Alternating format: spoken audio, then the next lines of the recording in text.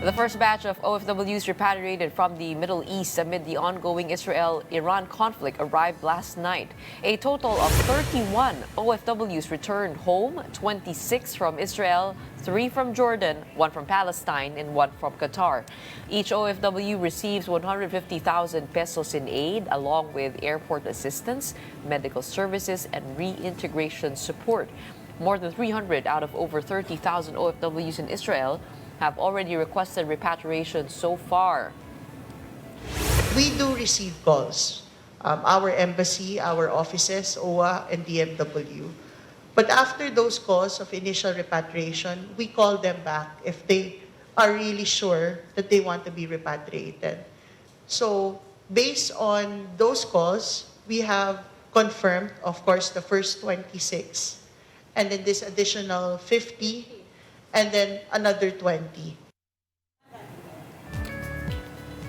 The government is ready to release fuel subsidies for the public transport sector as soon as oil hits $80 a barrel. The Energy Department has listed down alternative routes in supplier nations such as the United States, Canada, and Brazil if and when their so-called worst-case scenario happens. Now, on Tuesday, gasoline stations nationwide implemented the first tranche of this week's price hikes, ranging from 1 peso and 75 centavos to almost 3 pesos a liter. There are several scenarios. One, the most positive is that it will not escalate anymore and the prices will continue to go down. Today is a good day with $69 per barrel. It can escalate. The worst scenario is they close the Strait of Hormuz. If it gets cut off, then that's not only for the Philippines, bad news for the Philippines, but the whole world actually. So we've been discussing different scenarios from worst to best. U.S. airstrikes fell short of destroying Iran's nuclear site, setting it back only a few months. That's according to preliminary intelligence. To discuss this and more, we are joined this morning by geopolitical analyst Richard Heydarian. Good morning to you. Thank you for being with us on Morning Matters. Morning. I'm still waking up. Yes.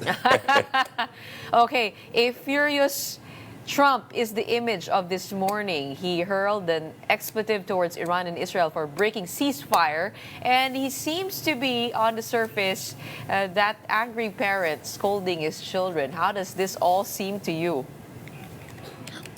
Well, I mean, I think President Trump was clear that he was disappointed with both sides, but I think what really caught everyone's attention is how he emphasized his disappointment, if not rage, with a key U.S. ally whom he was supposed to support. So if you really listen to this, and in fact, over Twitter in the past 6, 7, 8 hours, we saw many people on the side of Israel, especially some of the more hardline elements, expressing disappointment, to put it mildly, with President Trump's dedication and really this kind of forceful push to end the conflict. I think we were having some conversation yesterday because there were a lot of people who were asking about whether this is true, this is not. I said, if you read in between the lines, there is going to be a ceasefire. Always the ceasefires are going to be difficult. In fact, what tends to happen if you watch the movie All Is Quiet on the Western Front, if you read about the First World War, the most aggressive offensives tend to be before the ceasefire kicks in because some of the hardline elements want to get the punches through. Parang sa boxing yan eh. Kung alam mo na andyan na yung bell, at tingin mo hindi mo nakuha yung gusto mo, dun mo na i-throw yung mga punches. And I think in many ways, Trump wanted to project himself as a referee.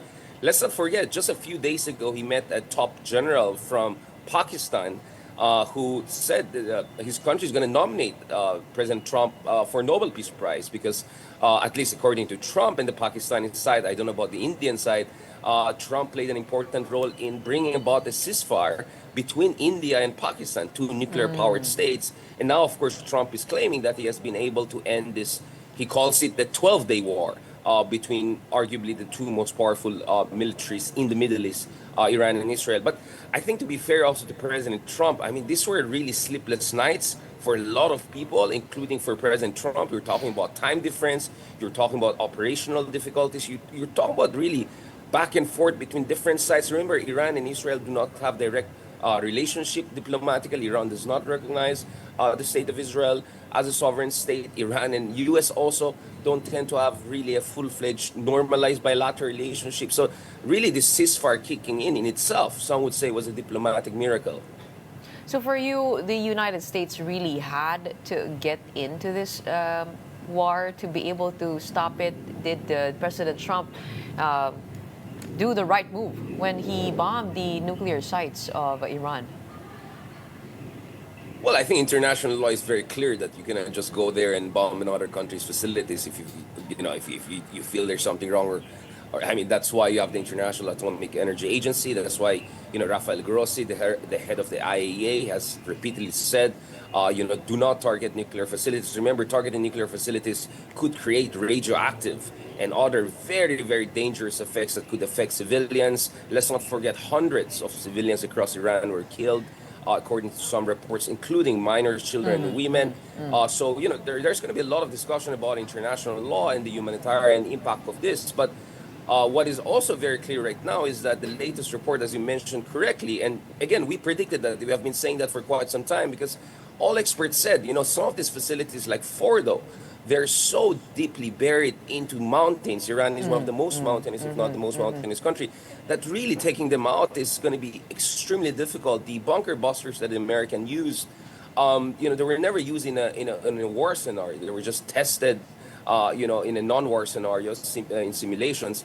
And based on the reports coming out, including from the U.S. intelligence agencies, it looks like they were not really able to destroy, for instance, the Fordo facility. And the situation right now is that people also don't know. Maybe Iran actually took out the highly enriched uranium. You don't know where they are. There are thousands of other mountains across Iran. Iran is in a position to build other similar facilities, if it may not have already built those facilities. So operationally speaking, I'm not sure what really was achieved, in a sense that the nuclear program may have been set back only by a few months, according to U.S. intelligence. The Iranian regime held true despite the initial tactical success of the other side. They reconstituted right away, which tells you about the robustness and resilience of the state institutions. So actually now, to be Churchillian about this, we saw the end of the beginning, meaning all of those years of shadow wars and threats and all. But we're entering a new phase of even greater uncertainty, whether about the fate of the highly enriched uranium that Iran was able to achieve before these latest bombings, whether it's about Iran is open to make more concessions diplomatically after everything that has happened, and whether the U.S. has an appetite really for more military intervention, because clearly President Trump was not interested in forever war and putting boots on the ground, because you cannot change countries and regimes from air. And we just saw another proof of that in the past 12 days. It's exactly why I'm asking if it was necessary for the United States to get into this, to show some sort of strength with their bunker buster bombs, instead of just brokering the ceasefire from the beginning on a diplomatic table. I mean, if you take a look at it, now we have so much uncertainty over whether this will push Iran to the other side to actually develop that nuclear arsenal, given the defensiveness of Israel, of the United States, against it, and just and wondering if the ceasefire that we're seeing now, the peace that Trump tried to broker, is temporary.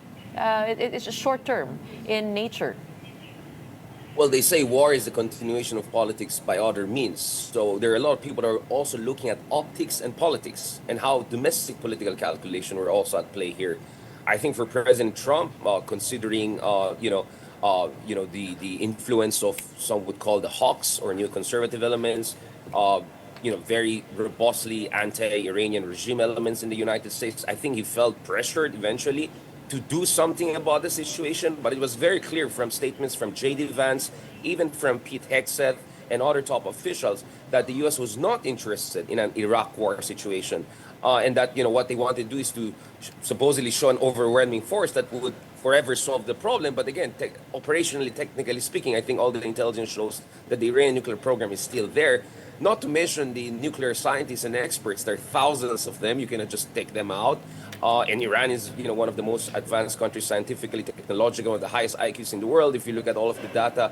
So I think some would say politically Trump felt compelled to do something, but operationally speaking, well, I think the intelligence reports speak for themselves. Some would even say that politically speaking, Netanyahu also had an interest, in doing something about the situation, at least from his perspective. And I think he might soon call for snap elections because he might have felt that his popularity is going up. So I think we should not forget also domestic political calculations, aside from calculations and operational calculations here. And the reality is that war, especially in our era of social media and memes, is also unfortunately partly theater. And we saw also that some part of this war was theater in the sense that there was pre-notification, there was some coordination. And that is why, thankfully, as we predicted on different show, on the big story the other day, there would be calibrated de-escalation, or at the most calibrated escalation, because the worst case scenario would have been closing of the Strait of Hormuz, and basically you'll go into what some would call the Samson option, whereby Iran would risk its own oil exports capability, if not more, if it were to close the Strait of Hormuz and really target U.S. bases across the Persian Gulf, which would have completely alienated its friends and its Arab neighbors in that region. We didn't go down that path. I think, and the big is not only that didn't Iran want to escalate this further, President Trump was also very interested in ending this as soon as possible. Well, let's not forget that Trump went on with the strikes on Iran without consulting his Congress. What do you think would be his non-negotiables, talking about domestic politics, in order not to lose his MAGA crowd? What should he not or compromise? I mean, when he's towing the line, ano ba yung hindi niya i-cross? For example, you mentioned putting boots on the ground. How far do you think President Trump would go with his, in your language, jiu-jitsu, political jiu-jitsu? Right. Very good observation. I mean, I never thought I would so intently follow, tweets by Marjorie Taylor Greene and Congressman Massey and Tucker Carlson and Steve Bannon. I mean, these are like the big names in the Make America Great Again movement, and a lot of them have been very, very vociferous in their opposition to opening of hostilities between Iran and the United States. They're very much about, America first. We might love our allies, but America first. And people are forgetting J.D. Vance. I mean, as you can see there in the video, J.D. Vance is wearing a different necktie color, which some people were also trying to read into it. I mean, you can look at his facial expression. You can look at how he was positioning himself. Some would say that J.D. Vance was perhaps not totally sold on this, or at the very least, he was quite worried that this could get out of control based on his own experience. He served in the Iraq War. He saw how there's so-called mission creep. You might want to start with one mission. Next thing you know, there's another mission. Next thing you know, you're there for 20 years and spent trillions of dollars and lost thousands of lives. And J.D. Vance was very clear the other day that regime change was not on the table. In fact, he even said Iran and U.S. were not at war. This was really about the nuclear program operations. So I think at many levels, there are many MAGA leaders who were extremely worried about escalation. And I think they're very much welcome the cessation of hostilities. But I think everyone knows, fundamentally the situation perhaps has not dramatically changed.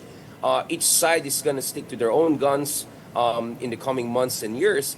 And therefore, I think the push right now by Congressman Massey on the Republican side and Rouhana on the Democratic side is to reassert the power of the Congress.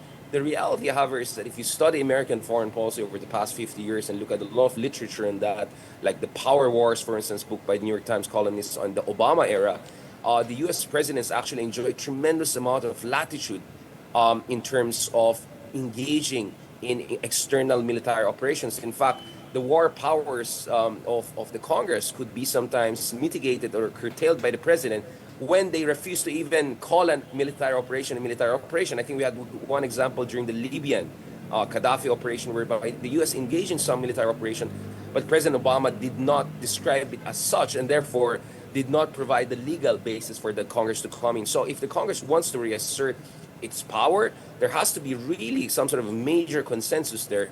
I just don't see that because the Republican leadership under Speaker Johnson are very much aligned to President Trump. President Trump still has tremendous amount of influence over the Republican Party.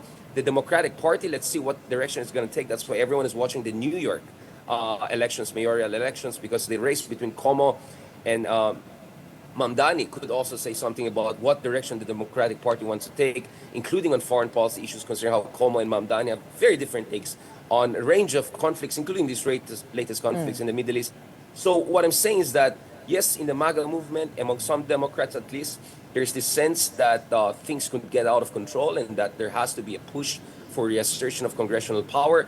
But many stars have to align before Trump can get legally and constitutionally curtailed on this. And President Trump was also very defiant. He challenged AOC Ocasio-Cortez, go ahead and impeach me if you want, because he's quite confident about that not going anywhere. But nevertheless, I think what we have seen is that because of the horrors of the Iraq War, because of the ignominy of America, the way by which America had to withdraw from Afghanistan just a few years ago, after 20 years of all of the blood and treasure they had to expend on that, really unfortunate nation. I think the Americans are really not interested in picking another major forever wars. And in the case of Iran, you're talking about a country more than 4 times larger in population than pre-2003 Iraq, and a country that has proven its ability to bounce back from very, very difficult initial tactical setbacks, as we saw almost 2 weeks ago. So now the difficulty starts. If we go back to the negotiating table, what is the U.S. going to offer? Are they going to offer really something major in terms of sanctions relief and some sort of normalization? And in exchange, will the Iranians be agreeing to, giving up completely their enrichment capacity? Because the issue here is not nuclear program. Iran has an operational civilian plant in Bushehr, close to the south of the country. But will the U.S. allow for any kind of enrichment?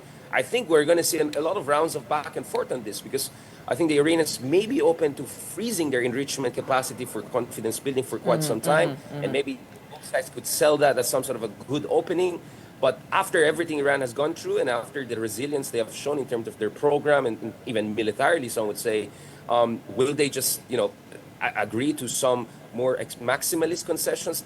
That's difficult to see. But then again, Gretchen, nothing is impossible. This ceasefire, let's be honest, many people were very, very skeptical that there was even a ceasefire. We don't know whether it will hold, of course, but the fact that at least in the past, 12 hours or so, we have not seen major bombings and all, that's that maybe there is indeed a commitment to some sort of a more durable peace in this part of the world, because just the stakes are just so high, Gretchen. Well, it seems to be there is some truth to that ceasefire after all the questions about its veracity. But you're right, it is fragile, and we will see what happens on from this moment. In the meantime, maraming salamat. Thank you so much. We have geopolitical analyst Richard Heydarian weighing in on the conflict in the Middle East.